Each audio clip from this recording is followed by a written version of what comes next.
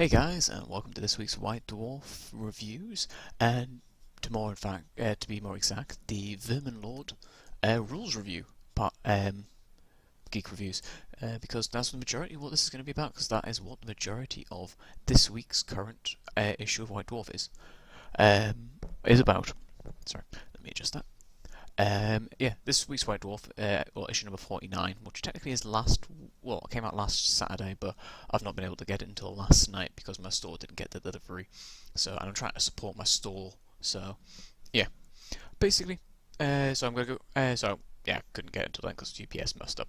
So as I say, I'm gonna go through the rules for here, and then go through what else is in the magazine. But the majority of this, I think, the thing's like 20 pages long, 20-30 pages long, and over half is dedicated to the Verminlords, so it's kind of like a Verminlord special. So I'm going to go through all the rules for each Verminlord, because there's five. There's five different types. So I'm going to go through each one. As I say, I'm still getting used to fantasy, so I'm probably going to get some rules interpolations wrong or stuff like that, but if I do, correct me in the comments. I also have my trusty rulebook right here that I got from Island of Blood.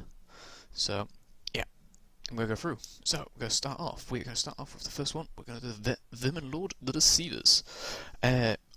Also, I'm going to start off by saying the stat lines for them are all identical. So I'm not going to go through them each time. So I'm just going to tell you that now. I'm just going to go through this guy's stats. They're all exactly the same. They all have slightly different points costs, but I'm going to go through. They all have the same stats. I've checked and made sure that I'm not making any errors there, but they all have the exact same stats. So their movement is 8. They have weapon skill 8. And they have ballistic skill 4, strength and toughness 6 with 6 wounds, and initiative 10 with 5 attacks, and a leadership 8. And that is exactly the same across the board. No, wait, I lied. There's one that has 6 attacks, and I'll get to that when I come to it. So I'm sorry, I lied there, but he has 6 attacks. But yes. The Verminlord Deceiver is 500 points. He's a monstrous character, and his points go towards your Lord's allowance. All of them are wizards. They're all wizard level 4. The Verminlord Deceiver is a wizard level 4. One of his spells must be Scattering Leap. The remainder of his spells can be generated from the Skaven Runes or Plague spells in any combination. So don't get access to the books from the laws from the big book, but they still get access to their own. So it still means if they're going to do a rule army book update, they're still going to have their attributes. His special rules are immune to psychology, large target, scurry away, and terror. He has demonic attacks. All attacks by this model have the magic special rule, and this includes any ranged attacks and stomps. He has protected by the Horned Rat. He has a 5+ ward save. He is a rat demon, so the Verminlord Deceiver is a demon in all respects, except the fact that he can be your army's general. His other special rules are Shadowed in Darkness. Enemy units that target the Verminlord Deceiver with a shooting attack suffer -1 to hit on top of any additional modifiers. Shadow Strider, sorry. A Verminlord Deceiver can reroll failed to cast attempts of Scattering Leap, and I believe this is the same with most of the other ones. They all can re-roll their special signature spell that they get. So they all get like the signature spell of their own particular type, and they all, as far as they can re-roll their casting attempts of it. So if you try to get on a really low power kind of thing, you get to re-roll it. His magical items are a warp stiletto. It is a magic weapon. All attacks by this weapon are armor piercing and have the poison attack special rule. He also has the Doomstar, which is a magical ranged weapon with a 12-inch range, strength user. Its special rules are Arcane Death, poison attacks, and quick to fire. Arcane Death is a weapon with this special rule. It can make as many shots as number of models are in its front arc. So you put it up against a big horde, it can make 10 shots. That's pretty cool. So yeah, that's awesome.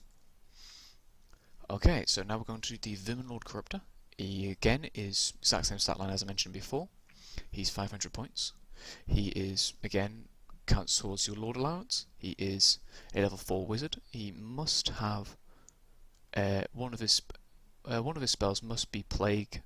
The remainder of his spells can come from the Skaven spells of Ruin and Plague in any combination. So yeah, I think there's a spell called Plague in the Plague thing, so all the other ones can come from there. He has his special rules are immune to psychology, frenzy, large target, scary away, and terror. Demonic attacks, again the same as before. Plague Master, he can reroll failed attempts to cast Plague. Protected by Horned Rat, 5+ ward save. Rat Demon, same as before. His magical items are Plague Reapers, magic weapons, which are paired weapons. Attacks made from this attacks made by this weapon always have to strike first. They always strike first special rule? Get my tongue tied. So again, he's pretty cool. So if you're doing a Plague clan, great Verminlord to take with you. Same with the last clan. He's the sneaky guy. So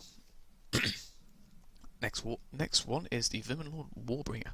He is the one with 6 attacks. He also costs 550 points. He's a little bit, so you have to pay 50 points extra for him. He again counts towards your Lord allowance. He is a level 4 wizard again. One of his spells must be Death Frenzy, and the remainder can come from Skaven spells of Ruin and Plague in any combination. He has immune to psychology, large target, scary away, demonic attacks, 5+ ward save from protected by the Horned Rat, a Rat Demon rule, and Verminous Fury. He can reroll attempts to cast Death Frenzy. So you can see a pattern what they're doing here. So they're pretty cool. His magical weapons are he has a Doomglaive and a Punch Dagger. These are magical weapons, paired weapons. Attacks made by these weapons have the Killing Blow special rule and Multiple Wounds special rule. Multiple Wounds D3 special rule. So you can see this guy's decided to get in close combat, just start hacking away at big things. Yeah, because he's got super high initiative, so put him against any monster, he's just going to go and punch it and kill it. The last normal, non-special character, Verminlord, is the Verminlord Warpseer. He's my favourite so far. He's 500 points, he's got the same stat line as all the other ones apart from the Warbringer. He's a wizard level 4, his spell has to be Warp Lightning.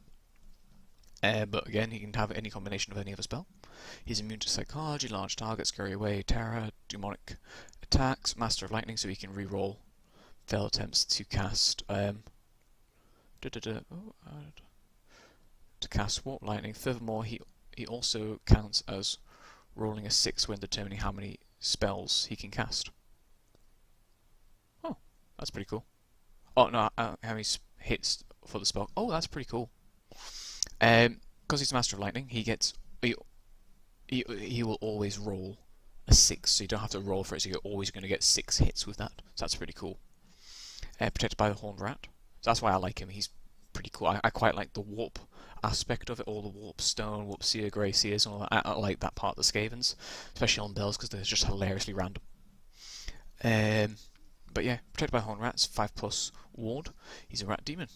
Again, so yeah, he can be army general, but he's technically a demon still.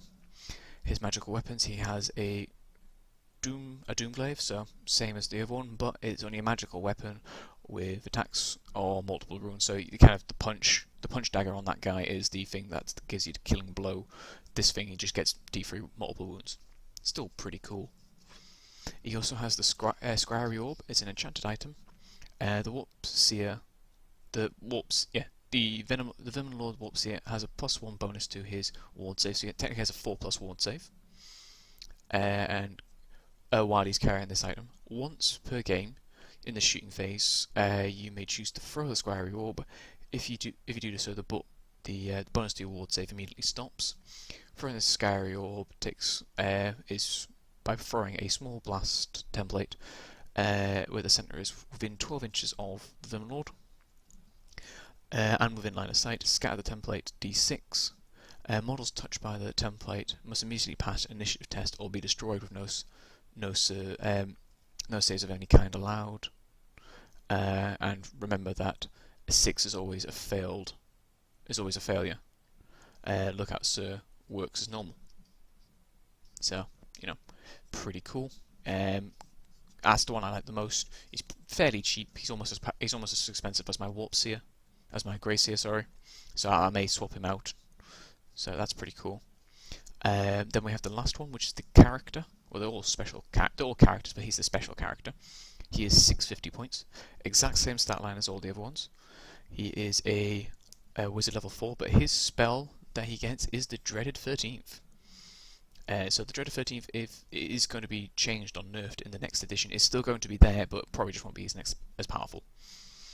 And then again, any combination of spells from Plague or Ruin, Immunity Psychology, Large Target Scurry Away, Demon Rat, Master of Ruin, so he can reroll failed cast attempts of the Dreaded 13th. Protect by Horned Rat, 5+ Ward, Rat Demon, yada yada yada. Ruinous Arsenal. The Screeched Vermin King is armed with 2 magical weapons, a Doom Glaive and a Plague Reaper. At the start of each close combat phase, you must declare which one that you're going to use, so you can either have D3 wounds or always strike first, whichever you want. But you're initiative 10, so you're probably just going to go with the D3 wounds thing, because unless you're going up against elves, you're not going to really need always strike first, because you're going to be going first anyway. Doom Glaive has the multiple wound special rule D3, and as I say, Plague Reaper has always strike first. So as you can see, they're all fairly powerful new characters, and my favourite so far is the Warp Seer. So if I get one, will be the one I build. So I'm quite looking forward to seeing the kit of this. I'm going to go down to the store tomorrow and have a look at it, because I know the person who owns the manager of the store loves Skaven as well. So I'll be pretty cool to see, because I know he's got one, so he's going to be sat there building it all day giddy. So yeah, that's going to be quite fun. What remains in the actual, what's left in here, in the actual White Dwarf, is there's a nice paint spatter showing you how to paint the special character. So this will probably also do quite well for painting any of the any of the other characters, like the Warp Seer, I believe, and you can just adjust it for all the other different heralds. Then you have in here, that's a few other things about painting, so what other things are in there. Then also at the beginning you got huge background fluff of each different Verminlord, so you can have hours of fun reading that. Well, not hours of fun, but you know what I mean. Also at the back, in issue 50, the Skaven attack, so more Skaven stuff definitely this week. We've already pretty tell it's going to be the guy who's riding the special Bonebreaker mount with the 4 hand flamers, because it looks awesome. Mephiston versus a Swarm Lord round 2, so that'll be fun. And the end times, and there's an end times timeline as well, so we'll get to see what's actually going to happen. So that'll probably be a nice double page spread, or maybe something that folds out, or something that you can pin up on your wall. So that'll be interesting, and hopefully there'll also be rules for the new character that is seen. Let's see, does it show you one here? No, it doesn't show you, because there was something I saw. I think I mentioned it last time about the art that looks to be armoured rat ogres with weapons on their arms. So yeah, that's going to be pretty interesting. But yeah, I hope you enjoyed this quick rules review. And yeah, stick around, there'll be more. I'm going to be going through the remainder of Exterminatus. I'll probably do that tomorrow afternoon, because yeah, just things this week I've been busy. So I've not actually been able to do any recording because I've got work and everything else. So yeah, I hope you've enjoyed, and yeah, stick around, there'll be more. Like and comment down below if you enjoyed it, and subscribe, there will be more. So hopefully see you again. See you guys.